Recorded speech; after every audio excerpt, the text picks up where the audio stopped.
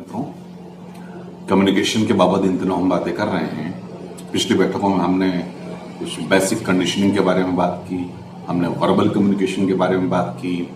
आगे बात करते हैं। और कम्युनिकेशन के बारे में जब बात करना है तो उसके बहुत गहरे तलों पे जाके बात करना लाजमी होता है, क्योंकि कम्युनिकेशन का मतलब सिर्फ भाषा का उपयोग करके किसी बात को संप्रेषित कर देना भर नहीं होता।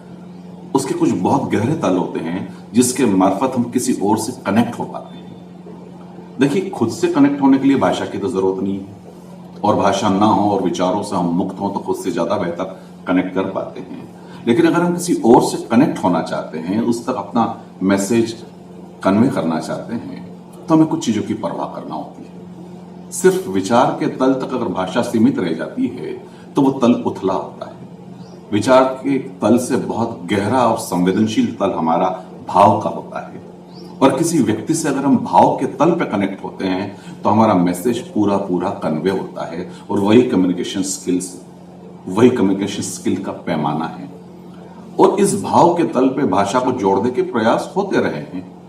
एक बच्चा जब भाषा से जुड़ता है, और जी हाँ, बच्चा भाव के तल पे होता है, बच्चे का सीधा भाव उसकी मां से सीधा सीधा जुड़ा होता है, और मां जब भाषा का बच्चे से परिचय करवाती है लोरियों के मार्फत, तो वह बच्चे के अनकॉन्शियस में और सबकॉन्शियस में एक भाषा का पोषण देता है भाव के साथ। तो भाषा और भाव जुड़ी हुई है, और भाव और भंगिमा अलग नहीं है। हम अक्सर भाव भंगिमा साथ बोलते हैं। ये जो भंगिमा है, जी हाँ, यही हमारी बॉडी लैंग्वेज है। जब ये भाव से जुड़ती है तो अपने सहजतम रूप में प्रकट होती है।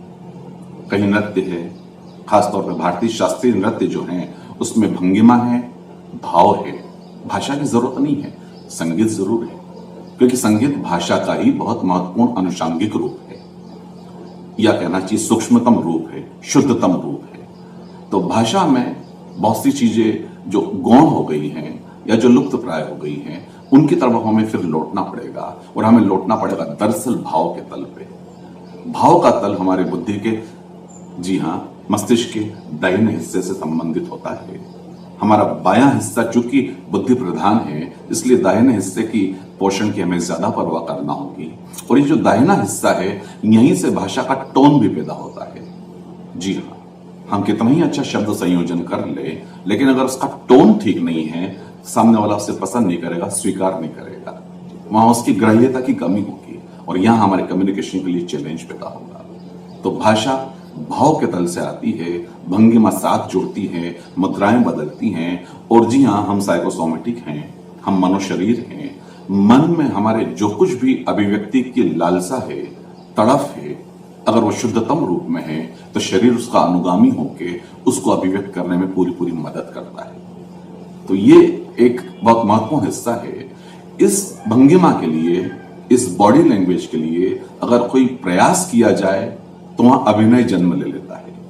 वो कृत्रिमता होती है, वो बात बहुत आगे तक नहीं जा पाती, क्योंकि आपके अंदर के भाव में और आपकी भंगिमा में जब तक योग नहीं है, जब तक हार्मनी और सामंजस्य तालमेल नहीं है, जब तक सिंक्रोनिसिटी नहीं है, तब तक वो कम्युनिकेशन वाली बात पैदा नहीं होगी। तो सबसे पहली बात, शुद्ध भाव के साथ अगर भाषा को ईमानदारी से हम अभिव्यक्ति देना चाहते हैं, तो हमारी body language non verbal communication का सारा हिस्सा हमारा अनुगामी होता है और हमारे पीछे पीछे चलता है। हम भाषा के लिए, अपने मैसेज के लिए भाव प्रधान होके, सामने वाले पे आक्रामक ना होके, सामने वाले के मित्रवत होके अगर कोई बात को रखें, तो भाषा कोई बड़ी चैलेंज नहीं है। कम्युनिकेशन एक सहज घटना है।